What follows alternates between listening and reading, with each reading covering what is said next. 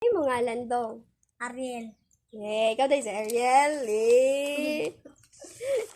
Hindi na makagrade ka ron. Grade 3. Pilay mong edad. Oh, 8 years old na dahil ka. So, na ako'y pulo ka buok ng mga...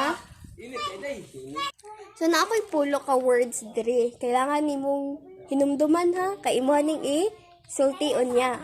Una, motor. Ballpen. Crayon. Dress. Cat. Rice. Hands. Numbers. Cellphone. Kailangan juga yung cellphone. Og flowers. So, na ako'y mga pangutana diri. Pila ka nga words ang imuhang mahinumduman? 5.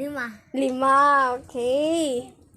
Unsa man imuhang kuan, unsa man imong buhaton para ma-remember to nga mga words?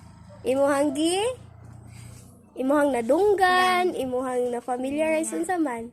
Imong nadunggan nimo. Then imong na familiarize kay common man siya nga words. Dali siya mahinumduman kay unsa man?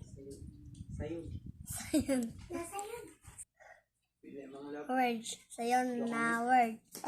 Sayon ra nga words. Mayo ba ka sa pagkuan? Pag-una-una sa mga words? Dili Dili. kaayo? wala yun. Okay. So, unsa man imong Bago na.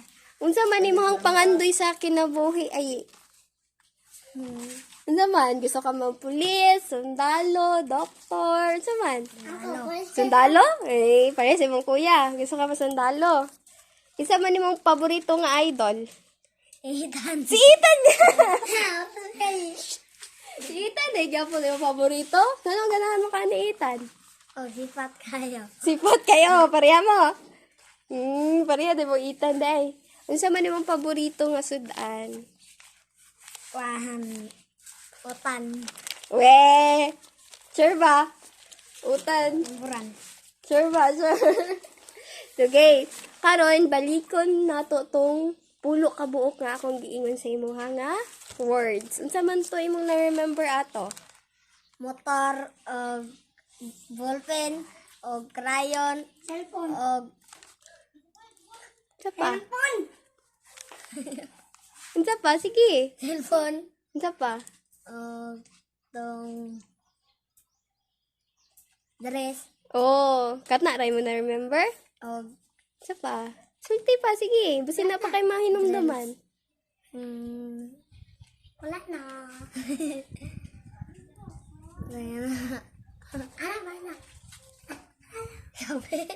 Wala na? Katura? Katura. Okay na to. So, karon na ako'y story nga iingon. Kinahanglan nimong man i-familiarize or pagkasunod-sunod ng storya kay mo isulti ko nimo og unsa to nga story. Kailangan ka maminaw ha. Kay napagyapon kay Jollibee kung maminaw ka.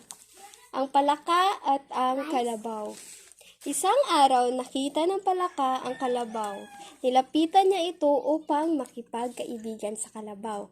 Tumawa ng malakas ang kalabaw at sinabi na, hindi ang kagaya mo ang nais kong maging kaibigan.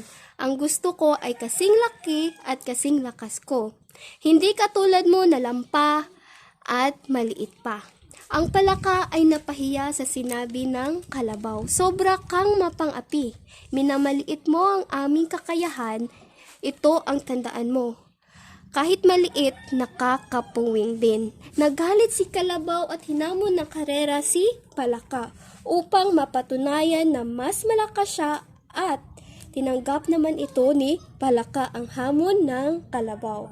Kapag ako ay tinalo mo sa labang ito, pagsisilbihan kita, ang sabi naman ni palaka. Bukas ng umaga natin sisimulan ang karera, ang sabi ni kalabaw. Tuwang-tuwa naman si kalabaw dahil siguradong talo na si palaka sa kanilang laban. Ang hindi alam ni kalabaw, kinausap ni palaka ang kanyang kapwa palaka upang pumwesto sa bawat bundok na kanilang dadaanan. Kinabukasan, maagang dumating si Kalabaw at sinabi nito, "Di pa nagsisimula ang karera, ay nahuhuli ka na. Ano ba ang kondisyon ng ating karera?" Ang sabi naman ni Kalabaw. Ang unang makakarating sa ikalimang tuktok ng bundok ang siyang panalo, ang sabi ni Palaka.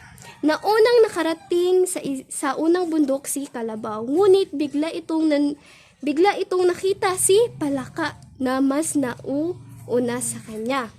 Kung kaya't binilisan ni Kalabaw ang takbo sa ikalawang bundok. Ganon pa din ang kanyang nadatnan. Galit na galit si Kalabaw kay Palaka at hanggang sa ikatlo bundok ay nakita na naman niya si Palaka hanggang sa ika-4 at ika-5 bundok. Si Kalabaw ay natalo sa karera. Napag-isip ni Kalabaw na dapat huwag maging mapagmataas at mayabang sa kapwa dahil sa bandang huli ikaw ay magsisisi. So,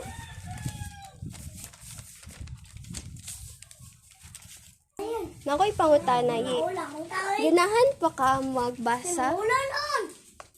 Ganahan ka magbasa o mga libro? Saman? Di ka ganahan magbasa, no? Kay si Ethan tayo mo hang? Gusto panood ni si Ethan or yung idol. So, sa inyong eskwelahan, di ba, na may library. Kung sa manimuhang kuan dito, nisulod ka sa inyong library, doon nagbasa-basa ka.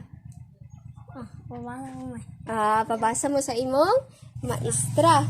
Kung sa manimong gibasa sa garan. Kung sa manimong gibasa.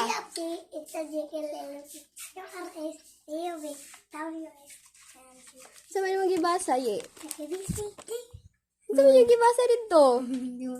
Nalimot ka? Na. Sa ka to, yung Filipino nga libro, makabayan ka to, mga ato. English. Kato, isagaran nyo hang gibasa sa library.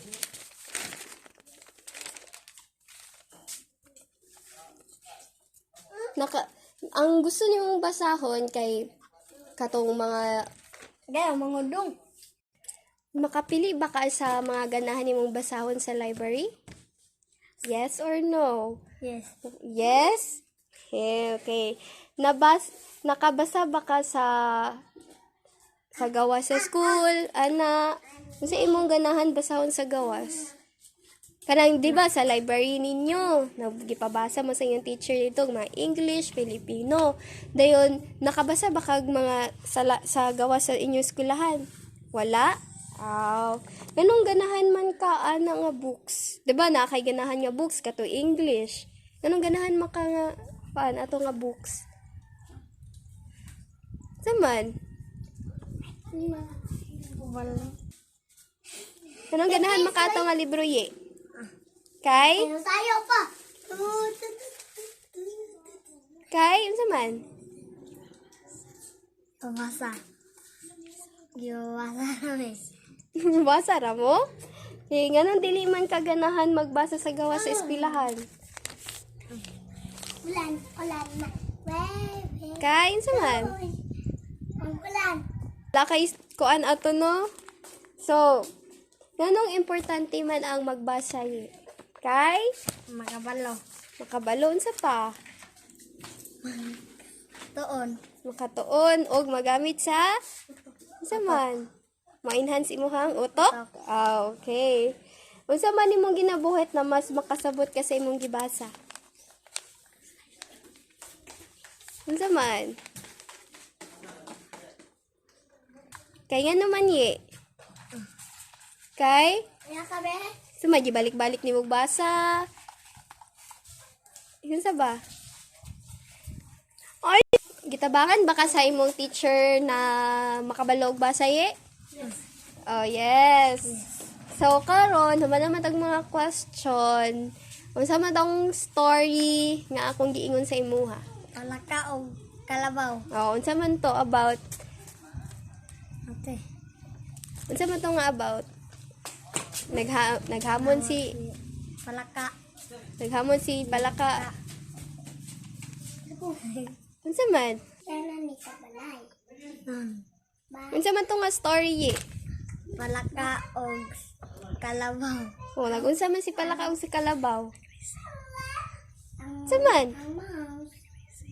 Nagrising. Kisa may naghamon nila og racing si Palaka. Palaka. Kay nga naman, kano naghamon man si Palaka og racing kay Masuko. gusto si Palaka kang Kakuan. Kabaw. nga naman kay iyahanggi iyahanggi unsa man? Paliit. Si Paliit, maliit Palaka. si Palaka nga gamay o unsa man gamay? Nabhag. Gamay og danghag. Kisa may nadaog. Si Palaka. Kay nga namang nadaog si Palaka kay Suso. kay na siya upat ka buok. Nakuan. Pariha og nawong. Gibutang na dito daan. Moto siyang nadaog. Dahil sa may naisip ni Kalabaw. Nahilak si Kalabaw? Wala. Namahiya.